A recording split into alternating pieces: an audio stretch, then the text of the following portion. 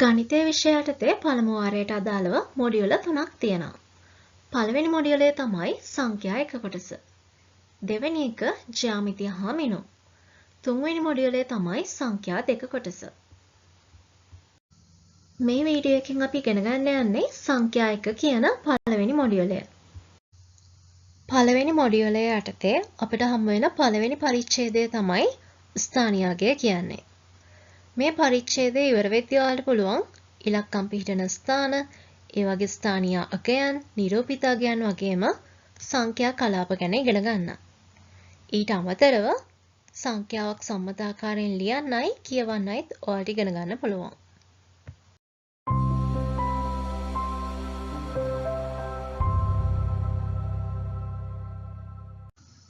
අපි මුලින්ම ඉගෙන ගමු ඉලක්කම් හා සංඛ්‍යා ගැන. හරි. ඔයාලා මේ වෙද්දිත් ප්‍රධාන සංඛ්‍යා ක්‍රම දෙකක් ගැන අහලා ඇති. බලන්න මේ සංඛ්‍යා ඔයාලා අඳුරනවද කියලා. පළවෙනියට තියෙන්නේ හින්දු අරාබි සංඛ්‍යා. දෙවෙනියට තියෙන්නේ රෝම සංඛ්‍යා. මේ සංඛ්‍යා ක්‍රම දෙක අතරින් අපි වැඩිපුරම භාවිතා කරන්නේ මෙන්න මේ හින්දු අරාබි කියන සංඛ්‍යා ක්‍රමය. මේ හින්දු අරාබි සංඛ්‍යා ක්‍රමය අපි ඉලක්කම් හා සංඛ්‍යා කියන්නේ මොනවද කියලා ඉස්සෙල්ලාම ඉගෙන ගමු. ඇත්තටම මේ ඉලක්කම් හා සංඛ්‍යා කියන්නේ දෙවර්ගයක්. ඉලක්කම් තියෙනවා 10ක්. අපි බලමු මේ ඉලක්කම් 10 මොනවද කියලා. 0, 1, 2, 3, 4, 5, 6, 7, 8, 9. මෙතන තියෙන ඉලක්කම් 10ක්. එතකොට අපි සංඛ්‍යා කියලා හඳුන්වන්නේ මෙන්න මේ ඉලක්කම් 10 අතරින් ඕනෑම ප්‍රමාණයක් යොදාගෙන අපිට හදන්න පුළුවන් සංඛ්‍යා වලට. උදාහරණයක් විදිහට අපි මෙතන ඉලක්කම් යොදාගෙන සංඛ්‍යා ගොඩනගලා බලමු. 1යි 5යි යොදාගෙන අපිට පුළුවන් 15 කියන සංඛ්‍යාව හදාගන්න. එහෙම නැත්නම් 51 කියන හදාගන්නත් පුළුවන්. 3යි 6යි 8යි කියන ඉලක්කම් යොදාගෙන අපිට පුළුවන් 368 කියන සංඛ්‍යාව හදාගන්න. අන්න ඒ වගේ මෙන්න මේ ඉලක්කම් හතරත් යොදාගෙන අපිට පුළුවන් 4509 කියන සංඛ්‍යාව හදාගන්න. අපි දැන් මතක් කරගෙන ඉමු ඉලක්කම පිහිටන ස්ථානය, ඒ ස්ථානයේ ස්ථානීය අගය, ඒ වගේම ඒ ඉලක්කමේ නිරූපිත අගය ගැන. බලන්න මේ සංඛ්‍යාව. මෙතන තියෙන්නේ 64852 කියන සංඛ්‍යාව. මේ සංඛ්‍යාව හැදිලා තියෙන්නේ ඉලක්කම් 5කින්. මෙන්න මේ එක් එක් ඉලක්කම් පිහිටන ස්ථානයන් ගැන අපි මුලින්ම බලමු. මෙන්න මේ කෙළවරේම තියෙන්නේ එක ස්ථානය. ඊළඟට තියෙන්නේ 10 ස්ථානය. ඊට පස්සේ 100 ස්ථානය. ඊළඟට 10 ස්ථානය. ඊට පස්සේ එන්නේ දසදහ ස්ථානය. ඔයාලා මේ ස්ථාන ටික මතක තියාගන්න ඕනි. 1 ස්ථානය, 10 ස්ථානය, 100 ස්ථානය, 10 ස්ථානය, දසදහ ස්ථානය. දැන් අපි බලමු මේ එක් එක් ස්ථාන වලට අදාළ ස්ථානීය අගයන් මොනවාද කියලා. 1 ස්ථානයේ ස්ථානීය අගය වෙන්නේ 1. 10 ස්ථානයේ ස්ථානීය අගය වෙන්නේ 10. 100 ස්ථානයේ ස්ථානීය අගය වෙන්නේ 100. 10 ස්ථානයේ ස්ථානීය අගය වෙන්නේ 1000. එහෙනම් දසදහ ස්ථානයේ ස්ථානීය අගය වෙන්නේ 10000. ඔයාලට පුළුවන් වෙන්න ඕනි මේ වගේ සංඛ්‍යාවක් දුන්නම මේ එක් එක් ඉලක්කම් පිහිටන ස්ථාන ටික කියන්න. ඒ වගේම ඒ ස්ථාන වලට අදාළ ස්ථානීය අගයන් ටිකත් කියන්න පුළුවන් වෙන්න ඕනි. දැන් අපි ඉගෙන ගත්තේ මොනවද? ස්ථානයි ස්ථානීය අගයන් ගැනයි. ඒ වගේම අපිට ඉගෙන ගන්න තියෙනවා නිරූපිත අගය ගැන. නිරූපිත අගය කියලා කියන්නේ මේ එක් එක් ඉලක්කමෙන් නිරූපණය වන අගය කීයද කියන එක.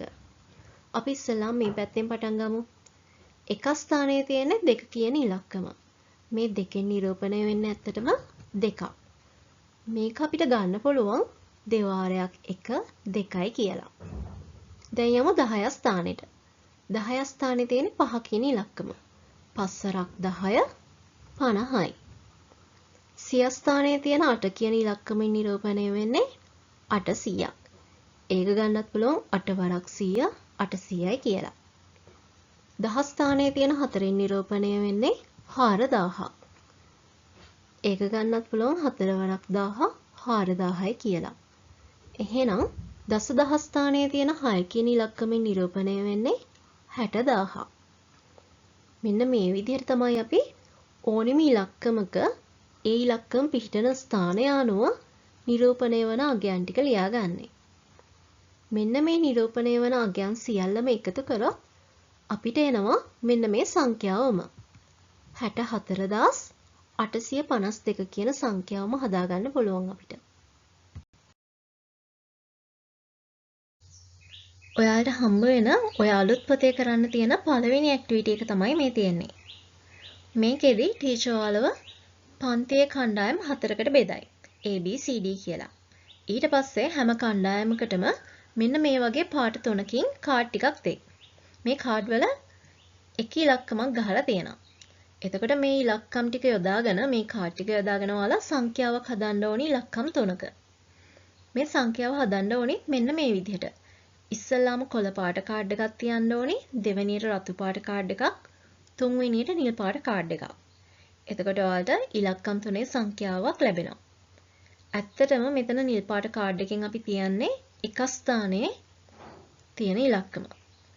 රතු පාට කාඩ් එකෙන් නිරූපණය වෙන්නේ 10 ස්ථානයේ තියෙන ඉලක්කම. කොළ පාට කාඩ් එකෙන් නිරූපණය වෙන්නේ 100 ස්ථානයේ තියෙන ඉලක්කම. හරි. දැන් මෙතන කණ්ඩායම් 4ක් තියෙනවානේ. මං ඒ කණ්ඩායමේ තියෙන කාඩ් ටික යොදාගෙන මෙතන සංඛ්‍යා ටික පුරවනවා. ඒ කණ්ඩායමට ලැබෙන්නේ මෙන්න මේ කාඩ් ටික. දැන් අපි ඉස්සෙල්ලාම කොළ පාට එකක්, දෙවෙනියට රතු එකක්, තුන්වෙනියට නිල් එකක් තියමු. හරි. මම මෙහෙම තිබ්බොත් මට ලැබෙන සංඛ්‍යාව තමයි 586. ඒක අපි ලියා ගන්න ඕනි සංඛ්‍යාව යටතේ. දැන් මෙන්න මේ සංඛ්‍යාව ඇසුරෙන් අපි මේ වගේ ඉතුරු තීරු ටික පුරවන්න ඕනි. අපි බලමු එක ස්ථානයේ තියෙන ඉලක්කම. එක ස්ථානයේ තියෙන ඉලක්කම තමයි 6 කියන්නේ. 10 ස්ථානයේ තියෙන ඉලක්කම වෙන්නේ 8. 100 ස්ථානයේ තියෙන ඉලක්කම වෙන්නේ 5. තව අපෙන් අහනවා මේ එක ස්ථානයේ 10 ස්ථානයේ 100 ස්ථානයේ තියෙන ඉලක්කම් වලින් නිරූපණය වෙන්නේ මොකද්ද කියලා බලමු. එක ස්ථානයේ තියෙන 6 ඉලක්කමෙන් නිරූපණය වෙන්නේ 6ක්. 10 ස්ථානයේ තියෙන 8 ඉලක්කමෙන් නිරූපණය වෙන්නේ ඇත්තටම 80ක්. 100 ස්ථානයේ තියෙන 5 ඉලක්කමෙන් නිරූපණය වෙන්නේ 500ක්. මෙන්න මේ විදිහට තමයි අපි මේ වගුව සම්පූර්ණ කරන්න ඕනි. හරි. අපි තව සංඛ්‍යාවක් බලමු. 585. එක ස්ථානයේ ඉලක්කම 5, 10 ස්ථානයේ ඉලක්කම 8, 100 ස්ථානයේ ඉලක්කම 5. එක ස්ථානයේ තියෙනකෙන් නිරූපණය වෙන්නේ 5ක්, 10 ස්ථානයේ තියෙන 8න් නිරූපණය වෙන්නේ 80ක්, 100 ස්ථානයේ තියෙන 5න් නිරූපණය වෙන්නේ 500ක්.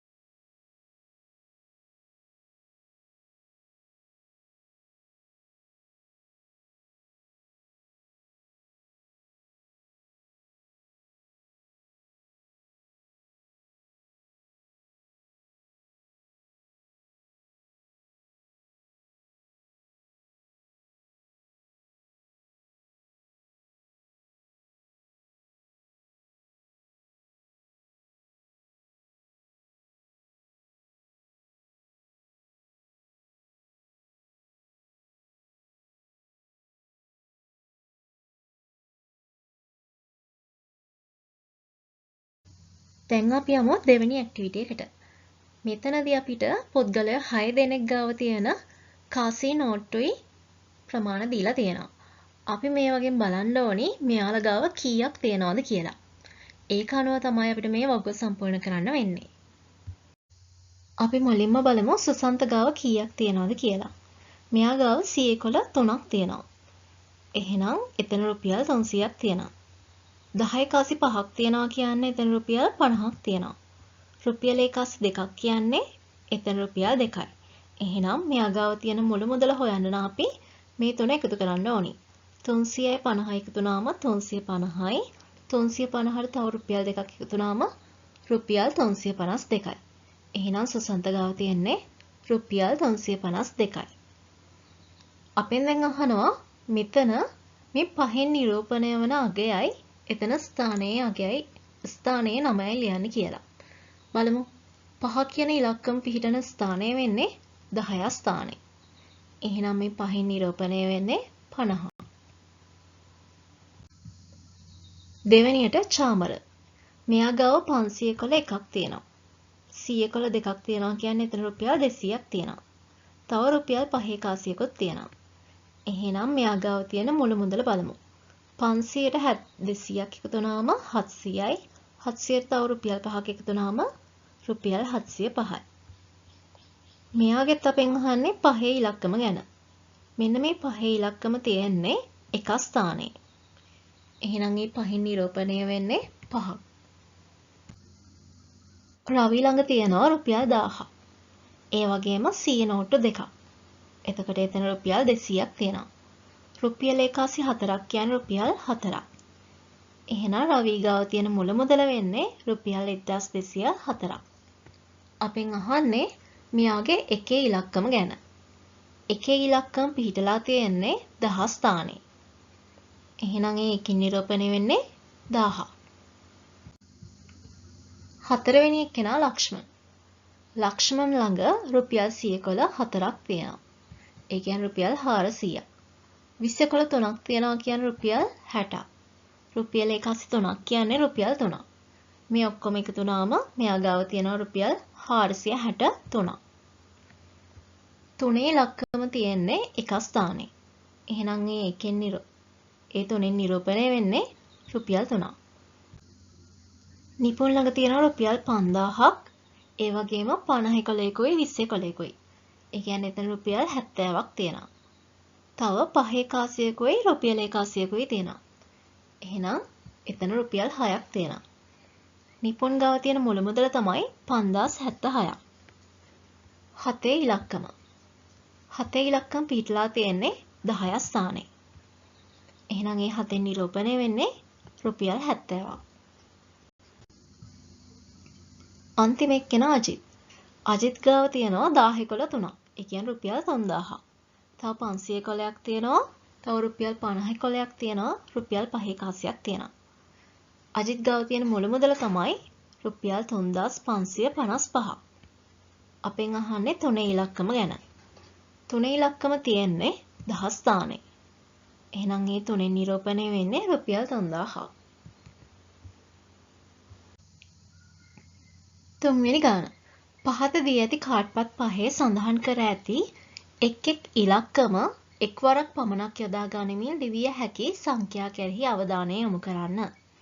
අසා ඇති ප්‍රශ්න වලට පිළිතුරු සපයන්න. හරි. අපිට එකිනෙකට වෙනස් කාඩ් පහක් දීලා තියෙනවා. මේ වගේ තියෙන්නේ එකිනෙකට වෙනස් ඉලක්කම්. අපිට මේවා යොදාගෙන සංඛ්‍යා හදන්න පුළුවන් නේ. හැබැයි අපිට මෙතනින් විශේෂයෙන්ම කියනවා එක ඉලක්කම පාවිච්චි කරන්න ඕනි එක්වරක් විතරක් කියලා. හරි. දැන් අපි බලමු පළවෙනි ගාන. ඉහත ඉලක්කම් පහ යොදා ගනිමින් ලිවිය හැකි විශාලම සංඛ්‍යාව කුමක්ද? හරි. ඔයාලා 5 වසර ශිෂ්‍යත්වෙත් මේ වගේ ගණන් හදලා ඇති. ලියන්න පුළුවන් විශාලම සංඛ්‍යාවනේ අහන්නේ. එහෙනම් අපි ඉස්සල්ලාම ලියන්න ඕනි විශාලම ඉලක්කමේ ඉඳන් කුඩාම ඉලක්කම වෙනකම්. බලන්න මෙතන තියෙන විශාලම ඉලක්කම තමයි 9. ඊළඟට විශාල වෙන්නේ 8. ඊළඟට 5 1 බිංදුව. හරි. මේ ඉලක්කම් පහ යොදාගෙන ලියන්න පුළුවන් විශාලම සංඛ්‍යාව තමයි මේ තියෙන්නේ. මේ සංඛ්‍යාව තමයි 98510. ඒකේ දෙවෙනි ගාන. බිංදුව 10 ස්ථානයට යොදා ලිවිය හැකි ස්ථාන පහකින් යොත් විශාලම සංඛ්‍යාව කුමක්ද? හරි. මෙතනත් අපෙන් අහන විශාලම සංඛ්‍යාවක් ගැනනේ. ඒ නිසා අපි කලින් ලිව්වා වගේම විශාලම ඉලක්කමේ ඉඳන් කුඩාම ඉලක්කම වෙනකන් ලියාගෙන යමු. 98510. හැබැයි අපෙන් මෙතන කියලා තියෙනවා බිංදුව 10 ස්ථානයට යොදා. මේ විශාලම සංඛ්‍යාවේ බිංදුව එන්න ඕනි 10 ස්ථානයටලු. එහෙනම් අපිට සිද්ධ වෙනවා මෙන්න මේ බිඳුව එක ස්ථානයේ තියෙන බිඳුව අරගෙන ඇවිත් 10 ස්ථානයෙන් තියන්න.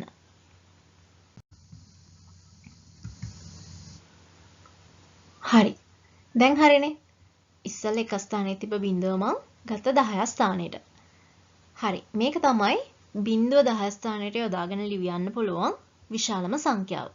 මේ සංඛ්‍යාව අපි කියවන්නේ 98501 කියලා. තුන්වෙනි ගාන. ඉහත ඔබ ලියූ සංඛ්‍යාවේ සිය ස්ථානයේ ඇති ඉලක්කම කුමක්ද? බලමු සිය ස්ථානයේ මොකද්ද තියෙන්නේ කියලා. මේ තියෙන එක ස්ථානය, 10 ස්ථානය, සිය ස්ථානය. එහෙනම් සිය ස්ථානයේ තියෙන්නේ 5. එම ඉලක්කණයෙන් නිරූපණය වන අගය කීයද? සිය ස්ථානයේ තියෙන 5න් නිරූපණය වෙන්නේ 500ක්. හතරවෙනි ප්‍රශ්නේ. එකේ ඉලක්කම දසදහස් ස්ථානයට යොදාගෙන ලිවිය හැකි ස්ථාන 5කින් යොත් කුඩාම සංඛ්‍යාව ලියන්න. කොහොම හරි අපෙන් අහන්නේ කුඩාම සංඛ්‍යාවක්නේ. ඒ නිසා අපි කුඩාම ඉලක්කම ඉඳන් ලියාගෙන යමු. 0 1 5 8 9. හැබැයි මෙතන අපිට කියලා තියෙනවා එකේ ඉලක්කම දසදහස් ස්ථානයට යොදා ගන්න ඕනි කියලා. හරි. අපි ඉස්සෙල්ලාම බලමු ස්ථාන ටික. මේ තියෙන එක ස්ථානය, 10 ස්ථානය, සිය ස්ථානය, දහ ස්ථානය, දසදහස් ස්ථානය. හරි. අපිට කියන්නේ එකේ ඉලක්කම තියෙන්න ඕනි දසදහස් ස්ථානය කියලා. එකේ ඉලක්කම දැන් තියෙන්නේ 10 ස්ථානයේ. හැබැයි ඒක එන්න ඕනි මෙන්න මෙතනට දසදහස් ස්ථානයට. එතකොට එකේ ඉලක්කම දසදහස් ස්ථානයට යොදාගෙන ලියන්න පුළුවන් කුඩාම සංඛ්‍යාව තමයි මේ තියෙන්නේ. 10589. මේ ගාන අපිට කියනවා එම සංඛ්‍යාවේ එක් එක් ඉලක්කමින් නිරූපණය වන අගය ලියන්නත් කියලා. අපි බලමු 9න් නිරූපණය වෙන්නේ 9ක්. 8න් නිරූපණය වෙන්නේ 80ක්. 5න් නිරූපණය වෙන්නේ 500ක්. 0න් නිරූපණය වෙන්නේ 0ක්මයි. 1න් නිරූපණය වෙන්නේ 10000ක්. පස්වෙනි ගාන. ඉලක්කම් 3ක් පමණක් යොදා ගනිමින් ලිවිය හැකි විශාලම ඔත්තේ සංඛ්‍යාව කුමක්ද? ඉලක්කම් 3යි පාවිච්චි කරන්න පුළුවන්. එතනින්ත් අපි ලියන්න ඕනි විශාලම ඔත්තේ සංඛ්‍යාව. අපි බලමු විශාලම එක ලියන්න නම් විශාලම ඉලක්කම ගන්න වෙනවනේ 9. ඊළඟට විශාල 8. ඊළඟට විශාල 5. දැන් අපි බලමු මේ තියෙන විශාලම සංඛ්‍යාවක් තමයි. හැබැයි මේක ඔත්තේ සංඛ්‍යාවක්ද කියලා බලමු. ඔව්. අන්තිම ඉලක්කම 5 එනවා කියන්නේ ඇත්තටම එයා ඔත්තේ සංඛ්‍යාවක්. එහෙනම් ඉලක්කම් 3ක් යොදා ගනිමින් ලිවිය හැකි විශාලම ඔත්තේ සංඛ්‍යාව තමයි මේ තියෙන්නේ. 6 වෙනි ගාන. ඉහත ලියන ලද සංඛ්‍යාවේ සංඛ්‍යා නාමය ලියන්න. ඒ කියන්නේ මේ කියවන්නේ කොහොමද අපි 985 කියලා. හතරෙන් ප්‍රශ්නේ. ඉලක්කම් 4ක් යොදා ගනිමින් ලිවිය හැකි විශාලම ඉරට්ට සංඛ්‍යාව ලියන්න. ඉලක්කම් 4යි පාවිච්චි කරන්න ඕනි විශාලම සංඛ්‍යාව වෙන්නත් ඕනි. එහෙනම් අපි ලියමු 9 8 5 1. මෙතන මම ලියලා තියෙන විශාලම සංඛ්‍යාවක් ඉලක්කම් 4ක් පාවිච්චි කළා. ඒ වගේම මෙයා ඉරට්ට සංඛ්‍යාවක් වෙන්නත් ඕනේ. කොහොමද ඉරට්ට සංඛ්‍යාවක්ද කියලා චෙක් කරගන්නේ? එක ස්ථානයේ තියෙන ඉලක්කම ඉරට්ට නම් ඒක ඉරට්ට සංඛ්‍යාවක්. හැබැයි මෙතන තියෙන එකනේ. එක කියන්නේ ඉරට්ට සංඛ්‍යාවක් නෙමෙයි. එහෙනම් අපිට මේ එක කියන ඉලක්කම අයින් කළා වෙන ඉලක්කමක් දාගන්න වෙනවා. අපිට මෙතනින් අමතරව ගන්න තියෙන්නේ බිඳුව විතරයි. ඒ නිසා අපි එක වෙනුවට බිඳුව දාලා බලමු. එක අයින් කළා බිඳුව ආවම අපිට මෙතනින් හැදෙන ඉරට්ට සංඛ්‍යාවක්. එහෙනම් මේක තමයි ඉලක්කම් 4ක් යොදාගෙන අපිට ලියන්න පුළුවන් විශාලම ඉරට්ට සංඛ්‍යාව. 8. ඉහත ඉලක්කම් 5 යොදා ගනිමින් ලිවිය හැකි කුඩාම සංඛ්‍යාව ලියන්න. කුඩාම සංඛ්‍යාවනේ. ඒ නිසා අපි කුඩාම ඉලක්කම ඉඳන් ලියාගෙන යමු. 0 1 5 8 9. හරි. මෙන්න මේ සංඛ්‍යාවේ බිඳුව තියෙන ඉස්සරහින්ම. බිඳුව ඉස්සරහින්ම තිබ්බා කියලා ඒකේ තේරුමක් නැහැනේ. ඒ නිසා අපි මේ බිඳුව තියෙන තැන වෙනස් කරමු. බිඳුව ගමු එක තියෙන තැනට, එක ගමු බිඳුව තියෙන තැනට. මේ ඉලක්කම් දෙක මාරු වුණාම අපිට එනවා කුඩාම සංඛ්‍යාවක්. මෙතනදී අපි ඉලක්කම් 5ම පාවිච්චි කරලා තියෙනවා. මේ සංඛ්‍යාව තමයි 10589. හතරවෙනි ඇක්ටිවිටි එක. පහත දැක්වෙන සංඛ්‍යාවල යටින් ඉලක්ක ඇඳ ඇති ඉලක්කමට අදාළව වගුව සම්පූර්ණ කරන්න. අපිට මෙතන සංඛ්‍යා ටිකක් දීලා තියෙනවා. මේ හැම සංඛ්‍යාවකම එක ඉලක්කමක් යටින් ඉලක්ක ඇඳලා තියෙනවා. මෙන්න මේ ඉලක්ක ඇඳලා තියෙන ඉලක්කම තියෙන ස්ථානයේ ස්ථානීය අගය ලියන්න ඕනි අපි. ඒ වගේම ඉලක්කමින් නිරූපණය වන අගය ලියන්නත් ඕනි. අපි බලමු පළවෙනි සංඛ්‍යාව. 43582. මේක ඉලක්ක ඇඳලා තියෙන නම් පහේ ඉලක්කම යටින්. හරි. අපි මේ වගේ ස්ථානීය අගයන් ලියන්න ඕනේ. ඒ නිසා අපි මුලින්ම බලමු මේ එක් ස්ථානවල ස්ථානීය අගයන්. එක ස්ථානයේ ස්ථානීය අගය වෙන්නේ 1. 10 ස්ථානයේ ස්ථානීය අගය වෙන්නේ 10. 100 ස්ථානයේ ස්ථානීය අගය 100. 10 ස්ථානයේ ස්ථානීය අගය 1000. එතකොට දසදහස් ස්ථානයේ ස්ථානීය අගය වෙන්නේ 10000. හරි. ඉලක්ක ඇඳලා තියෙන්නේ පහේ ඉලක්කම යටින්. එහෙනම් මෙයාගේ ස්ථානීය අගය වෙන්නේ 100යි. මෙන්න මේ ඉලක්ක ඇඳලා තියෙන ඉලක්කමින් නිරූපණය වෙන්නේ එහෙනම් පහ තියෙන්නේ 100 ස්ථානේනේ. ඒ කියන්නේ නිරූපණය වෙන්නේ 500ක්. දෙවෙනි ගාන 18008. මෙන්න මේ 8 තියෙන්නේ 10 ස්ථානේ. එහෙනම් ඒකේ ස්ථානීය අගය වෙන්නේ 1000. මේ 8න් නිරූපණය වෙන්නේ 8000. තුන්වෙනි එක 60793. මේ 9 තියෙන ස්ථානයේ ස්ථානීය අගය තමයි 10. මේ 9න් නිරූපණය වෙන්නේ 90. හතරවෙනි සංඛ්‍යාව 95212. 9 තියෙන ස්ථානයේ ස්ථානීය අගය 10000යි. මේ 9න් නිරූපණය වෙන්නේ 90000. ඊළඟට 29307. මෙතන ස්ථානීය අගය 1000යි. මේ 9න් නිරූපණය වෙන්නේ 9000. ඊළඟට 80646. මේ 6 තියෙන ස්ථානයේ ස්ථානීය අගය වෙන්නේ 1. මේ 6න් නිරූපණය වෙන්නේ 6ක්. 37124. එක පිහිටලා තියෙන්නේ 100 ස්ථානයේ. එහෙනම් ස්ථානීය අගය 100යි. එකෙන් නිරූපණය වෙන්නේ 100ක්. අන්තිම එක 71439. මේ 7 පිහිටලා තියෙන 10000 ස්ථානයේනේ. එහෙනම් ඒකේ ස්ථානීය අගය වෙන්නේ 10000යි. මෙන්න මේ 7න් නිරූපණය වෙන්නේ 70000. අපි දැන් ඉගෙන ගමු සංඛ්‍යා කලාප ගැන. මේ තියෙන සංඛ්‍යාව වලට කියවන්න පුළුවන්ද? ඇත්තටම මෙන්න මේ වගේ සංඛ්‍යාවක් අපිට කියවන්න ලේසි. මේ සංඛ්‍යාව සංඛ්‍යා කලාප වලට වෙන් කරගත්තොත්. දැන් එහෙනම් අපි ඉගෙන ගමු මේ සංඛ්‍යාව සංඛ්‍යා කලාප වලට වෙන් කරන්නේ කොහොමද කියලා. මෙන්න මේ එක ස්ථානයේ ඉඳන් වම් පැත්තට අපි ඉලක්කම් 3 වෙන් කරන්න ඕනි. බලමු 1 2 3. මෙතනින් වෙන් කරන්න ඕනි. ආය 1 2 3. මෙතනින්වත් වෙන් කරන්න ඕනි. 1 2 3. මෙතනින්වත් වෙන් කරන්න ඕනි. 1 2 3. හරි. මේ තියෙන්නේ සංඛ්‍යා කලාප වලට වෙන් කළා. මෙතන මම සංඛ්‍යා කලාප 1යි 2යි 3යි 4යි. සංඛ්‍යා කලාප 4කට වෙන් කරලා තියෙනවා. මෙන්න මේ සංඛ්‍යාවම සංඛ්‍යා කලාප වලට වෙන් කළා. මෙන්න මේ වගේ ඈඩ් කරලා ලියන එකට අපි කියනවා සංඛ්‍යාවක් සම්මතාකාරයෙන් ලිවීම කියලා.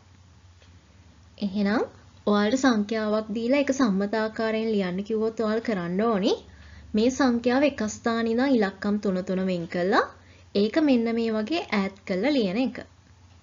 අපි බලමු තව සංඛ්‍යාවක්. හරි. මේ සංඛ්‍යාවත් අපි සම්මතාකාරයෙන් ලියන්නම්. මේකත් අපි සංඛ්‍යා කලාප වලට වෙන් කරන්න ඕනි. එක ස්ථානයේ ඉඳන් වම් පැත්තට අපි ඉලක්කම් 3 වෙන් කරමු. 1 2 3. 1 2 3. 1 2 3.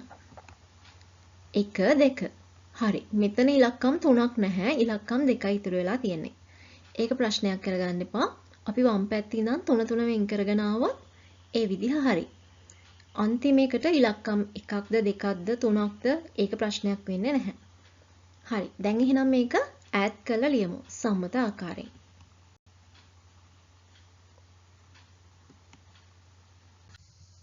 මෙතන තියෙන සංඛ්‍යාව අපි මුලින්ම සම්මත ආකාරයෙන් ලියාගෙන ඉමු. එතකොට එන්නේ මෙන්න මේ වගේ. ඇත්තටම මෙතන කලාප කීයක් තියෙනවද? මෙතන කලාප 4ක් තියෙනවා. මේ කලාප වලට කියන නම් අපි ඉගෙන ගමු. මෙන්න මේ දකුණු අත පැත්ත කෙළවරේම තියෙන්නේ ඒකක කලාපය. ඊළඟට දහස් කලාපය. ඊළඟට මිලියන කලාපය. ඊළඟට බිලියන කලාපය. අපි මේ කලාප 4 පිළිවෙලට මතක තියාගන්න ඕනි. ඒකක, දහස්, මිලියන, බිලියන කියලා. අපිට මේ කලාප 4 පිළිවෙලට මතකයි නම් අපිට මේ සංඛ්‍යාව කියවන එක ගොඩක් ලේසි වෙනවා. දැන් අපි ඉගෙන ගමු මේ සංඛ්‍යාව කියවන විදිහ. හරි. අපි සංඛ්‍යාවක් කියවද්දි මෙන්න මේ වම් අත පැත්ත කෙළවරෙන් කියවන්න පටන් ගන්නෙ. එහෙනම් මේකේ අපි කියවන්න පටන් ගන්න ඕනි බිලියන කලාපෙන්. බලන්න බිලියන කලාපේ තියෙනවා 96ක්. මිලියන කලාපේ තියෙනවා 582ක්. දහස් කලාපේ තියෙනවා 235ක්. ඒකක කලාපේ තියෙනවා 641ක්. හරි. මම මේක කියවන විදිහ මෙන්න මේ පොයින්ට් එකත් එක්කම බලා ගන්න. බිලියන කලාපේ 96ක් තියෙනවානේ. එහෙනම් මේ කියවන්නේ 96 බිලියන කියලා. ඊළඟට මිලියන කලාපේ 582ක් තියෙනවා.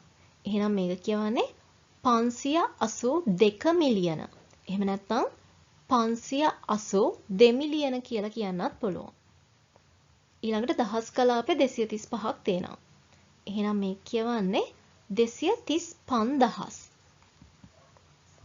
ඒකක කලාපේ තියෙන ටික අපි නිකම්ම කියවන්නේ 641 කියලා. හරි. අය මොලේ ඉඳන් බලමු. මෙන්න මේ රතු පාට පොයින්ට් එකත් එක්කම බලන්න.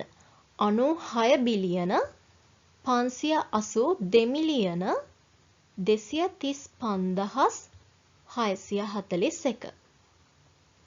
හරි. අපි තව උදාහරණයක් බලමු.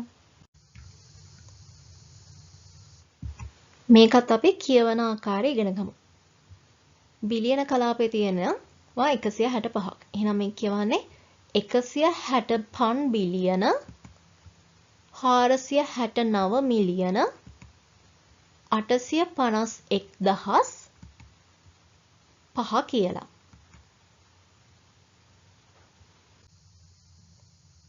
මේ සංඛ්‍යාවත් අපි කියවමු. මෙතන හැබැයි බිලියන කලාපේ මොකුත් නැහැ. එහෙනම් අපි පටන් ගන්න ඕනි මිලියන කලාපයෙන්.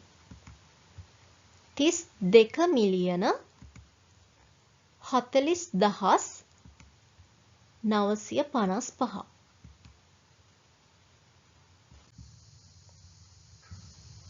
මේ සංඛ්‍යාව කියවන්නේ 7 බිලියන 409 මිලියන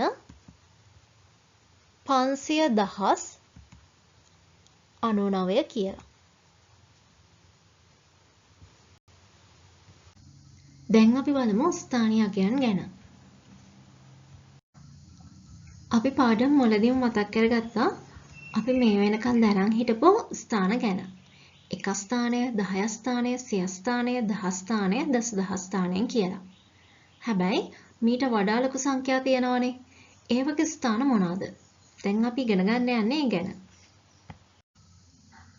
මෙතන ලොකු සංඛ්‍යාවක් තියෙනවා. මේක අපි කියවනවා නම් කියවන්නේ 425 බිලියන 837 මිලියන 525,620 කියලා. අපි දැන් මේක කලාප වලට වෙන් කරගමු. අපි දන්නවා කලාප වලට වෙන් කරන්නේ එක ස්ථානයේ ඉඳන් ඉලක්කම් 3 මේකේ පාට 4කින් කලාප 4 වෙන් කරලා තියෙන්නේ. මුලින්ම හම්බ වෙන කලාපය තමයි ඒකක කලාපය. ඊළඟ එක දහස් කලාපය, ඊළඟ එක මිලියන කලාපය, ඊට පස්සේ හම්බ වෙන්නේ බිලියන කලාපය. දැන් මේ එක් කලාප වල තියෙන ඉලක්කම් වල ස්ථානය බලමු. පළවෙනි එක 1 ස්ථානය. ඊට පස්සේ හම්බ වෙන්නේ 10 ස්ථානය, ඊළඟට 100 ස්ථානය. ඒකක කලාපේ තියෙන ස්ථාන තුන තමයි මේ තියෙන්නේ. 1 ස්ථානය, 10 ස්ථානය, 100 ස්ථානය. අපි දහස් කලාපයට ආවොත් ඒකේ ඉස්සල්ලාම හම්බ වෙන්නේ 10 ස්ථානය. ඊළඟට දසදහස් ස්ථානය. ඊට පස්සේ 100,000 ස්ථානය. දැන් අපි මිලියන කලාපයට ගියොත් මිලියන ස්ථානය, දස මිලියන ස්ථානය, ඊළඟට 100 මිලියන ස්ථානය. බිලියන කලාපයට ආවමත් එහෙමයි.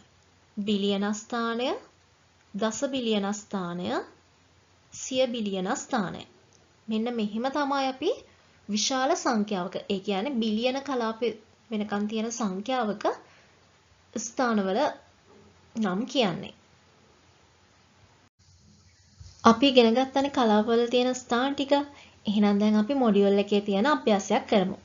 මෙතන අපිට සංඛ්‍යාවක් දීලා තියෙනවා බිලියන කලාප වෙනකම්. අපි මෙන්න මේ සංඛ්‍යාව දිහා බලලා මෙන්න මේ වගේ හිස්තැන් පුරවන්න තියෙන්නේ. පළවෙනි එක.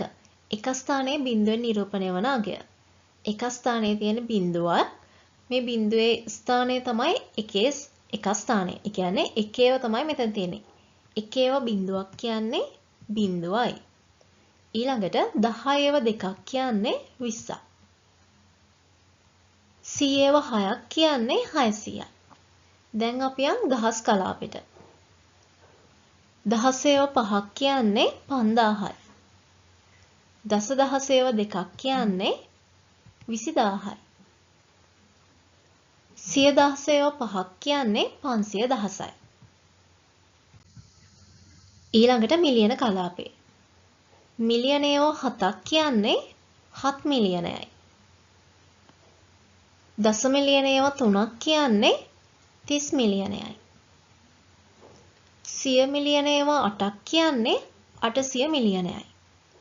ඊළඟට බිලියන කලාපය. බිලියනයව 5ක් කියන්නේ 5 බිලියනයයි. දස බිලියනයව 2ක් කියන්නේ 20 බිලියනයයි. 100 බිලියනයව 4ක් කියන්නේ 400 බිලියනයයි. දැන් අපි මේ වෙනකන් ඉගෙන ගත්ත දේවල් වලින් මේ තියෙන ප්‍රශ්න වලට උත්තර ලියමු. අපිට ලැබිලා තියෙන පළවෙනි ප්‍රශ්නේ හැදිලා තියෙන්නේ ජන හා නිවාස සංගණනය ඇසුරෙන්. ඉතින් අපි ප්‍රශ්නෙට යන්න කලින් දැනන් ඉන්න ඕනේ මේ මොකද්ද කියලා. ජන හා නිවාස සංගණනය කියන්නේ රජය විසින් નિયમિત කාලයකදී ඒ රටේ මිනිස්සු සංඛ්‍යාව හා නිවාස තත්ත්වය පිළිබඳව සවිස්තරාත්මකව තොරතුරු එක්රැස් කරන ක්‍රියාවලියකට. සරලවම කියනවා නම් රටේ මිනිස්සු කී දෙනෙක්ද, එයාලා කොහෙද, කොහොමද ජීවත් වෙන්නේ කියලා දැනගන්න කරන සමීක්ෂණයක් තමයි මේක. සාමාන්‍ය ශ්‍රී ලංකාවේ මේ ජන හා නිවාස සංගණනය සිද්ධ කරන්නේ වසර 10කට වතාවක්. අන්තිමටම කරලා තියෙන නිවාස සංගණනය තමයි 2001, ඊට පස්සේ 2012, ඒ වගේම 2024. එහෙනම් අන්තිමටම කරලා තියෙන්නේ 2024 ජන හා නිවාස සංගණනය. ඒක ඇසුරෙන් තමයි පළවෙනි ප්‍රශ්නේ හැදිලා තියෙන්නේ. පළවෙනි ප්‍රශ්නේ. ජන හා නිවාස සංගණනය 2024 වාර්තාව අනුව බස්නාහිර පළාතේ දිස්ත්‍රික්ක 3 තුළ සිටි ජනගහනය පහත දැක්වේ. හරි. මෙතන අපිට දීලා තියෙනවා කොළඹ, ගම්පහ, කළුතර කියන දිස්ත්‍රික්ක 3 2024 අවුරුද්දේ හිටපු ජනගහනය. අපිට කියනවා ඉහත එක් ජනගහනය සම්මත ආකාරයට ලියා එහි සංඛ්‍යා නාමයන් ලියා දක්වන්න කියලා. එතකොට අපි මේක සම්මත ආකාරයෙන් ලියන්නත් ඕනි. ඒක කියවන විදිහ ලියන්නත් ඕනි. අපි ඉස්සෙල්ලාම බලමු කොළඹ දිස්ත්‍රික්කය. කොළඹ දිස්ත්‍රික්කයේ ඉඳලා තියෙනවා මෙන්න මේ ප්‍රමාණයක මිනිසුන් පිරිසක්. අපි මේක සම්මත ආකාරයෙන් ලියනවා නම් එක ස්ථාන ඉඳන් ඉලක්කම් 3 තුන වෙන් කරගන්න ඕනි. මෙන්න මේ විදිහට. දැන් අපි මේක කියවන විදිහ ලියන්න ඕනේ. එහෙම නැත්නම් සංඛ්‍යා නාමය. මේක අපි මේ කලාප 3කට වෙන් කරාට පස්සේ අපි පැත්තකින් මේක ලියාගමු. මොනවාද මේ කලාප කියලා. මේ තියෙන ඒක කලාපය, මේ දහස් කලාපය, මේ තියෙන මිලියන කලාපය. එතකොට මිලියනේව තියෙනවා දෙකක්, දහස් කොටස තියෙනවා 374ක්. අපිට මේක කියවන්න පුළුවන් මෙන්න මේ විදිහට. මිලියන දෙකක්නේ, දෙමිලියන. දහස් තියෙනවා 374,000ක්. 374,461.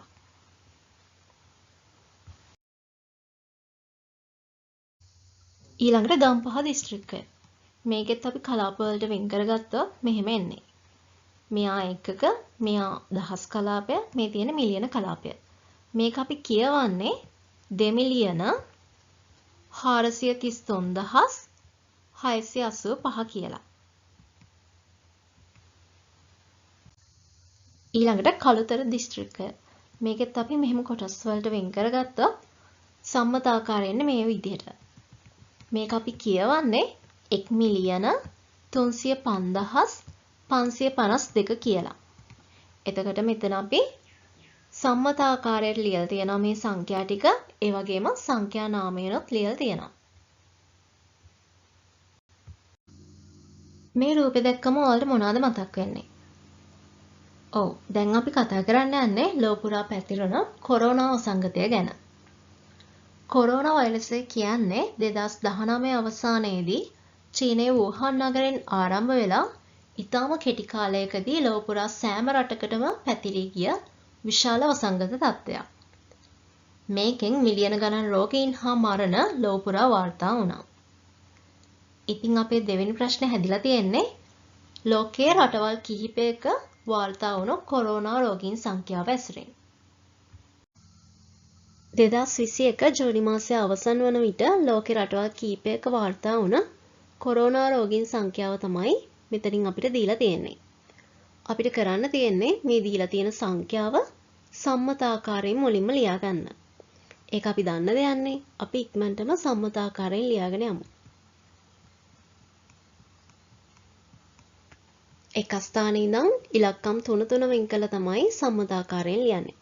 දැන් අපි මේ සංඛ්‍යාවල සංඛ්‍යා නාමය ලියන්න ඕනි. ඒ කියන්නේ කියවන විදිහ.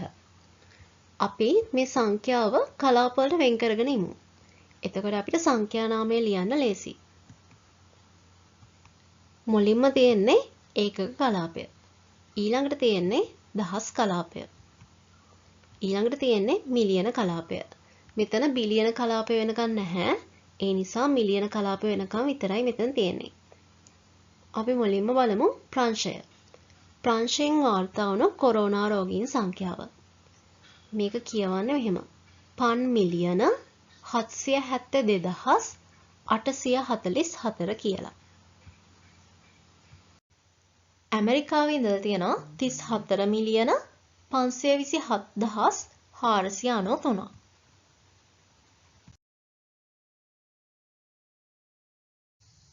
ඊළඟට ශ්‍රී ලංකාව. මෙතන මේ සංඛ්‍යාව ගත්තොත් මිලියන කලාපේ මොකුත් නැහැ. එහෙනම් ශ්‍රී ලංකාවේ මිලියන ගණන් රෝගීන් ඉඳලා නැහැ. අපිට මේක පටන් ගන්න වෙන්නේ දහස් කලාපේ ඉඳන්. මේ කියවන්නේ 257,225යි කියලා. ඊළඟට චීනය.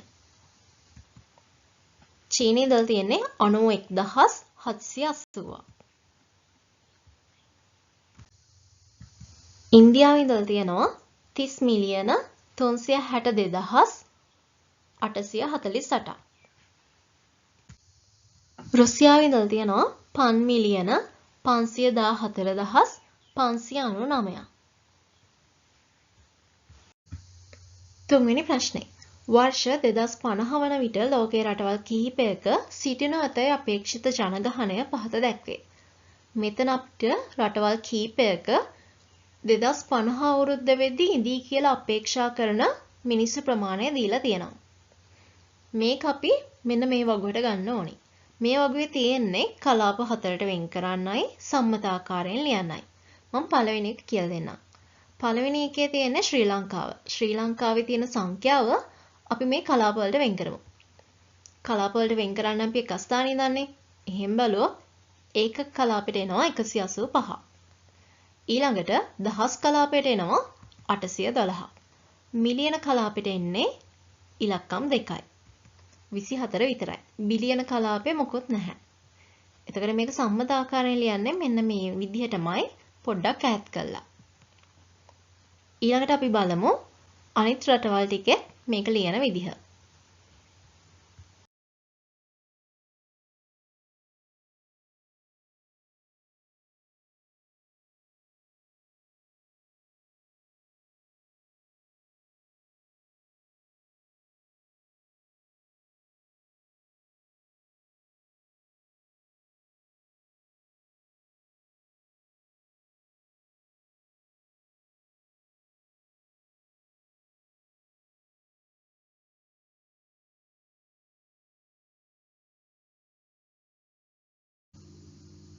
දැන් අපි කතා කරමු වනාන්තර ගැන.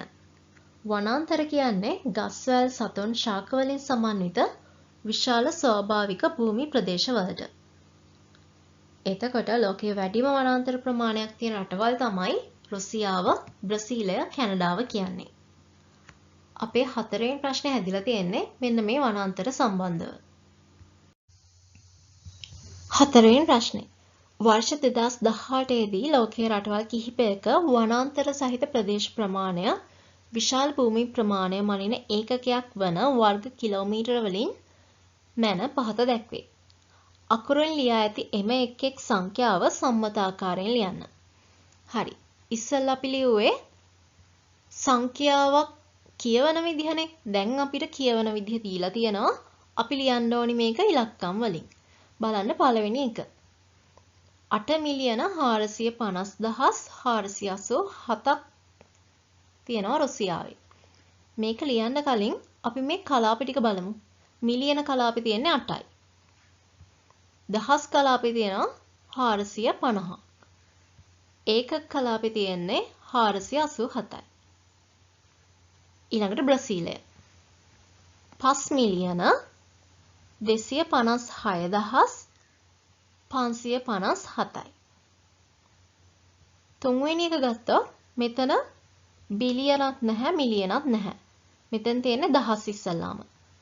එහෙනම් බලමු දහස් කොච්චරක් තියනවද කියලා. 248,618. හතරවෙනි එකේ මිලියනක් නැහැ, බිලියන කලාපෙත් නැහැ. මේකෙත් තියෙන්නේ දහස්.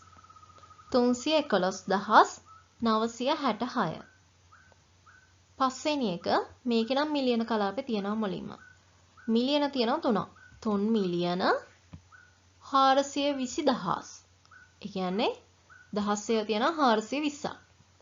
ඊට පස්සේ 487යි. ඊළඟට ශ්‍රී ලංකාවේ 19,000. දහස් තියෙනවා 19ක්. 429ක් ඒකක. අන්තිම එක සුරිනාමය. මේකේ තියෙන්නේ 137,543.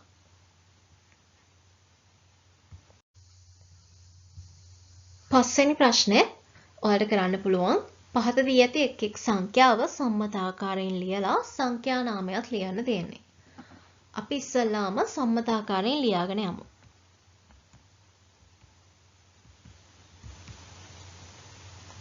හරි. දැන් අපි මේක කියවන විදිහ බලමු. මෙතන ඒකක කලාපය, දහස් කලාපය, මිලියන කලාපය, බිලියන කලාපය. පළවෙනි එකේ 600 බිලියන, 300 මිලියන, 400,000, 200යි. දෙවෙනි එකට ගත්තොත් මේකෙත් බිලියන, මිලියන, දහස් ඒකක තුනම තියෙනවා. හතරම තියෙනවා. මේක කියවන්නේ 902 බිලියන, 4 මිලියන, 50,109යි. තුන්වෙනි එකේ බිලියන තියෙන 29ක්.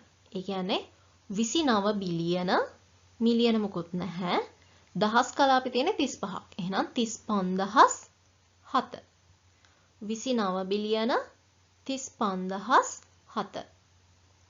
හතරවෙනි එක මේකේ මිලියන වලින් පටන් ගන්නෙ. මෙතන තියෙනවා මිලියන 300ක්. එහෙනම් 300 මිලියන දහස් තියෙන එකයි. ඒ කියන්නේ 1000. 300 මිලියන 1200. අන්තිම එක මෙතන ඒකක කලාපෙත් බිංදු, දහස් කලාපෙත් බිංදු. මිලියන කලාපේ තියෙනවා 780ක්. එහෙනම් 780 මිලියනයයි. හයවෙනි එකේ තියෙන්නේ මේ දීලා තියෙන ඒවා සම්මත ආකාරයෙන් ලියන්න. ඔයාලා තනියම මේ අභ්‍යාස ටික කරලා පස්සේ මේ උත්තරත් එක්ක හරිද කියලා චෙක් කරන්න. පළවෙනි එක 51 බිලියන 5001. දෙවෙනි එක 909 මිලියන 808,077. තුන්වෙනි එක 84 මිලියන 225. හතරවෙනි එක 7 මිලියන 200,633. අන්තිම එක 4 බිලියන 14 මිලියන 38,247. අපේ ඊළඟ ප්‍රශ්නේ හැදිලා තියෙන්නේ රටවල් කීපයක ඒක පුද්ගල ආදායම ඇසුරෙන්. ඉතින් අපි පොඩියට ඉගෙනගෙන ඉමු මොකද්ද මේ ඒක පුද්ගල ආදායම කියන්නේ කියලා. රටක් ගත්තොත් ඒ රටේ ජීවත් වෙන මිනිස්සුන්ගේ ආදායම එකිනෙකට වෙනස්නේ. සමහර මිනිස්සුන්ට පොඩි ආදායමක් ලැබෙන්න පුළුවන්. ඒ වුණාට සමහර මිනිස්සු ලොකු ආදායමක් ගන්න පුළුවන්. මෙහෙම බැලුවොත් ඒ රටේ එක එක මිනිස්සුන්ගේ ආදායම වෙනස්නේ. එහෙම නැතුව ඒ රටේ ජීවත් වෙන පුද්ගලයෙක්ගේ සාමාන්‍ය ආදායම කීයද කියලා හොයන එකට තමයි අපි මේ ඒක පුද්ගල ආදායම හොයනවා කියලා කියන්නේ. මේ රටක ඒක පුද්ගල ආදායම හොයන්න පුළුවන් ඒ රටේ මුළු ආදායම ඒ රටේ ඉන්න මිනිස්සුන් ගානෙන් බෙදලා. මෙහෙම බැලුවම එක එක රටවල් වල ඒක පුද්ගල ආදායම් එකිනෙකට වෙනස්. 7 වෙනි ප්‍රශ්නේ. මේ වගුවෙන් දීලා තියෙන අපිට 2019 වර්ෂයේ එක් එක් රටවල් වල ඒක පුද්ගල ආදායම. අපි මේ ටික සම්මත ආකාරයෙන් ලියලා පස්සේ අහලා තියෙන ප්‍රශ්න වලට උත්තර ලියන්න තියෙන්නේ. අපි ඉස්සෙල්ලාම සම්මත ආකාරයෙන් ලියාගෙන යමු. ඒක ඔයාලා දන්න දෙයක්නේ. දැන් ඔයාලා මෙතන ප්‍රශ්න කීපයක් දීලා තියෙනවා. පළවෙනි ප්‍රශ්නේ. ඒක පුද්ගල ආදායම වැඩිම රට කුමක්ද? දැන් ඔයාලා සම්මත ආකාරයෙන් ලියාගත්තම ඔයාලා ලේසි මේක හොයාගන්න. ඒක පුද්ගල ආදායම වැඩිම රටනේ අහන්නේ. මෙතන විශාලම සංඛ්‍යාව මොකද්ද? මිලියන කලාපයක් තියනවානේ. මිලියන කලාපෙන් වැඩිම ප්‍රමාණයක් තියෙන්නේ මෙන්න මේක. එහෙනම් උත්තරය වෙන්නේ ස්විට්සර්ලන්තය. දෙවෙනි එක ඒක පුද්ගල ආදායම වැඩිම රටෙහි ඒක පුද්ගල ආදායම වචනයෙන් ලියා දක්වන්න. හරි. ස්විට්සර්ලන්තයේ තියෙන ඒක පුද්ගල ආදායම අපි වචනයෙන් ලියමු. 14 මිලියන 676,926යි. තුන්වෙනි එක ඒක පුද්ගල ආදායම අඩුම රට කොහොමද? බලන්න. ඒක කලාපේ හැම එකෙම තියෙනවා. දහස් කලාපෙත් බැලුවොත් අඩුම එක තියෙන්නේ මෙන්න මේකේ. සුඩානයේ. එහෙනම් අඩුම රට වෙන්නේ සුඩානය. හතරවෙනි එක ඒක පුද්ගල ආදායම අඩුම රටෙහි එක් පුද්ගලයෙකුගේ ආදායම වචනයෙන් ලියා දක්වන්න. මේක අපි වචනයෙන් ලියන්නේ 79,118යි කියලා.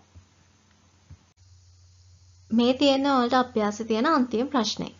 සූර්යාගේ සිට ග්‍රහලෝක කීපයකට ඇති දුර ප්‍රමාණ පහත වගුවේ දැක්වේ. එම වගුව සම්පූර්ණ කරන්න. අපිට මෙතන දුර ප්‍රමාණ දීලා තියෙනවා සංඛ්‍යාවක් විදිහට. ඒ වගේම මෙන්න මේ සංඛ්‍යාවල මෙන්න මේ ඉලක්කම ගැන හිතන්නලු. අපෙන් අහන්නේ ඒ ඉලක්කම අර සංඛ්‍යාවේ පිහිටලා තියෙන ස්ථානයේ නමයි ඒ ඉලක්කමෙන් නිරූපණය වන අගයයි ලියන්න. පළවෙනි සංඛ්‍යාව. මෙන්න මේ සංඛ්‍යාව බලන්න. මේ සංඛ්‍යාව අපිට හිතන්න කියනවා මෙන්න මේ 9 කියන ඉලක්කම ගැන. බලන්න මේ 9 කියන ඉලක්කම තියෙන මොන කලාපෙද? මෙයා ඒකක කලාපේ, මේ දහස් කලාපේ. දහස් කලාපේ මෙන්න මේ හරිය තමයි මේ ඉලක්කම තියෙන්නේ. එහෙනම් මෙයා පිහිටලා තියෙන්නේ මොන ස්ථානේද? 100,000 ස්ථානේ. මේකෙන් නිරූපණය වෙන්නේ 900,000ක්. ඊළඟට සිකුරු. මෙයාගේ අපිට හිතන්න කියන්නේ 1 කියන ඉලක්කම ගැන. මෙයා තියෙන්නේ 100 බිලියන ස්ථානේ. මිලියන ස්ථානේ. එහෙනම් මේකෙන් නිරූපණය වෙන්නේ 100 මිලියනයක්. ඊළඟට පෘථුවිය. මෙයාගේ 4 වෙනි ඉලක්කම. 4 කියන ඉලක්කම. මෙයා පිහිටලා තියෙන්නේ 10 මිලියන ස්ථානයේ. එහෙනම් මෙයාගේ නිරූපණය වෙන්නේ 40 මිලියනයක්. අඟහරු වල 7 කියන ඉලක්කම. මෙයා පිහිටලා තියෙන්නේ මේ ඒකක කලාපේ, දහස් කලාපේ, මේ මිලියන කලාපේනේ. මේක පිහිටලා තියෙන්නේ මිලියන. ඊළඟට අඟහරු. අඟහරු වල 7 කියන ඉලක්කම ගැන බලමු. මෙයා පිහිටලා තියෙන්නේ මිලියන ස්ථානයේ. එහෙනම් මේ 7න් නිරූපණය වෙන්නේ 7 මිලියනයක්. ඊළඟට බ්‍රහස්පති. මෙයාගේ 5 කියන ඉලක්කම. මෙයා පිහිටලා තියෙන්නේ මේ ඒකක කලාපේ, මේ දහස් කලාපේනේ. දහස් කලාපේ මොන ස්ථානේද? මෙන්න මේ තැන. එහෙනම් මේ 100,000 ස්ථානය. මේකේ නිරූපණය වෙන්නේ 500,000ක්. ඊළඟට සෙනසුරු. සෙනසුරු වල 1 කියන ඉලක්කම. මේක පිහිටලා තියෙන්නේ බිලියන ස්ථානයේ. මේකෙන් නිරූපණය වෙන්නේ 1 බිලියනයක්. ඊළඟට යුරේනස් වල 2 කියන ඉලක්කම. මේක පිහිටලා තියෙන්නේ බිලියන ස්ථානයේ. මේකෙන් නිරූපණය වෙන්නේ බිලියන 2ක්. ඊළඟට නෙප්චූන් වල 9 කියන ඉලක්කම.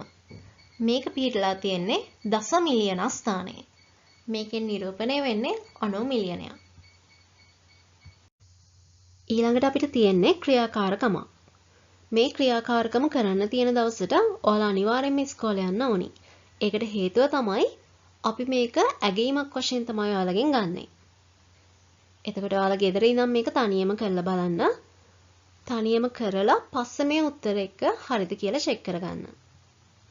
මෙතන අපිට ප්‍රහෙලිකාවක් වගේ එකක් දීලා තියෙනවා. මේකේ තනිකර තියෙන ඉලක්කම්. එහෙම නැත්නම් සංඛ්‍යා. මෙතන අපි මේවා කියවන්න ඕනි. මෙන්න මේ තීරු වගේ තියෙන ඒවා කියවන්න නම් උඩ ඉඳන් පහළට. මේ හරහට තියෙන ඒවා අපි කියවන්නේ වමේ ඉඳන් දකුණට. හරි. මේකේ පළවෙනි ප්‍රශ්නේ. තැඹිලි පාටින් වට කර දක්වා ඇති සංඛ්‍යාව සම්මත ආකාරයෙන් ලියා වචනේනොත් ලියන්න කියනවා. මේකනේ තැඹිලි පාටින් තියෙන්නේ. මේක අපි කියවන්නේ කොහොමද? උඩ ඉඳන් යටටද යට ඉඳන් උඩටද? මේක කියන්නේ අපි මේක උඩ ඉඳන් යටට කියවන්න ඕනි කියලා. එහෙම වුණොත් මේක ලියා ගන්න වෙන්නේ මෙන්න මේ වගේ. හැබැයි අපෙන් අහන්නේ සම්මත ආකාරයෙන් ලියන්න කියලානේ. සම්මත ආකාරයෙන් අපි මේ ඉලක්කම් 3 වෙන් කර ගන්න ඕනි. ඈඩ් කරලා ලියන්න. හරි. මෙන්න මේ විදිහට තමයි අපි සම්මත ආකාරයෙන් ලියන්නේ. දැන් අපි මේක වචනෙන් කියවන විදිහත් බලමු. මේ ඒකක කලාපය, මේ දහස් කලාපය, මේ මිලියන කලාපය. මිලියන කලාපේ තියෙනවා 57ක්. ඒ කියන්නේ 57 මිලියන 649,059යි.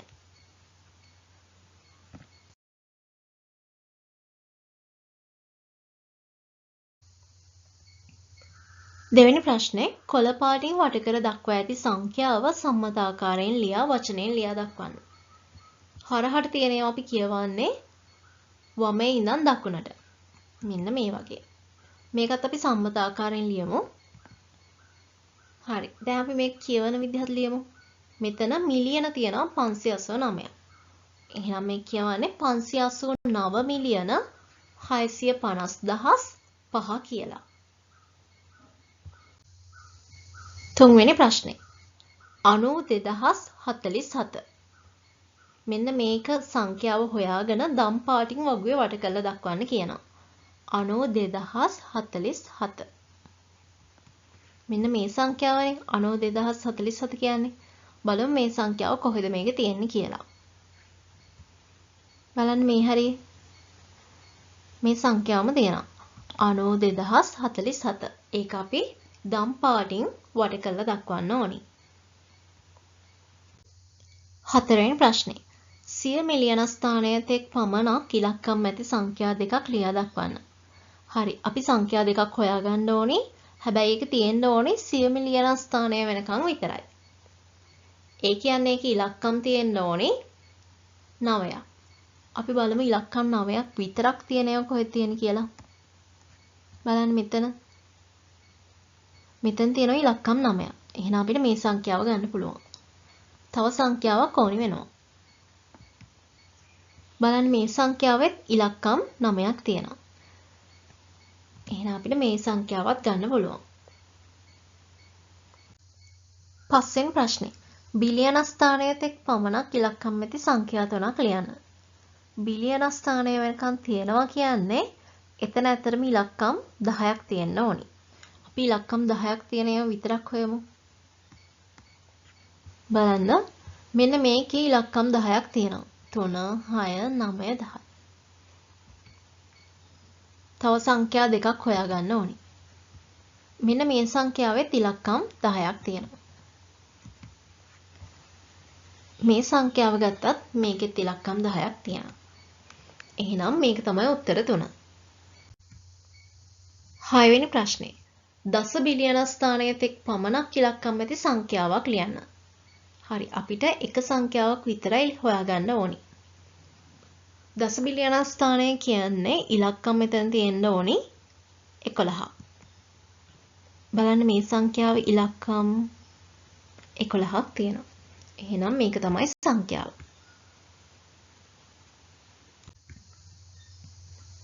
7 වෙනි ප්‍රශ්නේ. 100 බිලියන ස්ථානයේ ඇති සංඛ්‍යාවක් ලියන්න. ඒ කියන්නේ ඉලක්කම් 12ක් තියෙන සංඛ්‍යාවක් තමයි අපිට හොයාගන්න ඕනි. හරි. මෙතන තියෙන ඉලක්කම් 12ක්. ඒ කියන්නේ මේක 100 බිලියන ස්ථානය වෙනකන් ලියලා තියෙන සංඛ්‍යාව. මිලියන ස්ථානයේ 6 ඉලක්කම ඇති සංඛ්‍යා දෙකක් ලියන්න. හරි. මිලියන ස්ථානයේ 6 ඉලක්කම තියෙන්න ඕනි කියන්නේ එක ස්ථානයේ ඉඳන් බැලුවම 7 වෙනියට තියෙන ඉලක්කම වෙන්න ඕනි 6. මේ තියෙන එක සංඛ්‍යාවක්. මේකේ මිලියන ස්ථානයේ තියෙන 6 ඉලක්කම. අපි බලමු තව සංඛ්‍යාවක්. මේ සංඛ්‍යාව ගත්තත් මේකේ මිලියන ස්ථානයේ තියෙන්නේ මෙන්න මේ 6 කියන ඉලක්කම. 9 වෙනි ප්‍රශ්නේ. දසදහස් ස්ථානයේ තෙක් පමණක් ඇති විශාලම සංඛ්‍යාව හා කුඩාම සංඛ්‍යාව තෝරා ලියන්න. දසදහස් ස්ථානයේ පමණක් තෙක් කියලා කියනවනේ. ඒ කියන්නේ ඉලක්කම් 5ක් විතරයි තියෙන්න ඕනි. මේ තියෙන එක 54012 92047 54912 15783 ඒ වගේම 75087 මෙන්න මේ ඉලක්කම් මෙන්න මේ සංඛ්‍යා 5 විතරයි දසදහස් ස්ථානයේ තෙක් පමණක් තියෙන්නේ.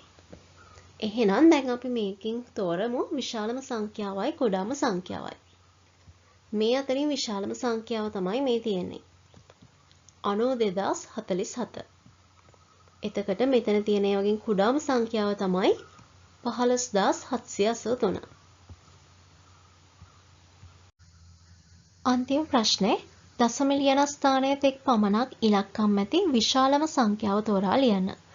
අපි මුලින්ම බලමු දශමිලියන ස්ථානය වෙනකන් විතරක් තියෙන සංඛ්‍යා මොනවාද කියලා. මේ තියෙන එක සංඛ්‍යාවක්. මේ තියෙන තව සංඛ්‍යාවක්. මේ තියෙන තව සංඛ්‍යාවක්. හරි. මෙන්න මේ සංඛ්‍යා තුනෙන් අපෙන් අහන්නේ විශාලම සංඛ්‍යාව මොකක්ද කියලා. අපිට බැලුව බැලමට පේනවා විශාලම සංඛ්‍යාව වෙන්නේ 57,649,059 කියලා. එහෙනම් මෙන්න මේක තමයි උත්තරේ. මේ පරිච්ඡේදයෙන් අපි ඉගෙන ගත්ත දේවල් අපි කෙටියෙන් බලමු.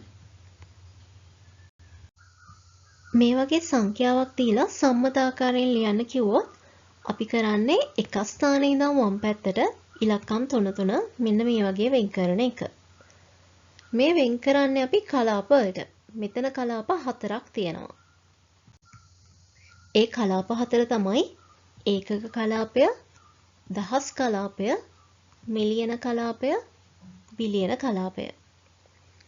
ඔයාලට සංඛ්‍යාවක් දුන්නම මෙන්න මේ වගේ සම්මත ආකාරයෙන් ලියන්න පුළුවන් නම් ඒ වගේම ඒ වෙන් කරපු කලාප ටික දන්නවා නම් ඔයාලට පුළුවන් මේ සංඛ්‍යාව කියවන්න. මේක කියවන්නේ 96 බිලියන 582 මිලියන 235,641 කියලා. දැන් අපි බලමු මේ එක් කලාපවල තියෙන ස්ථානයන්.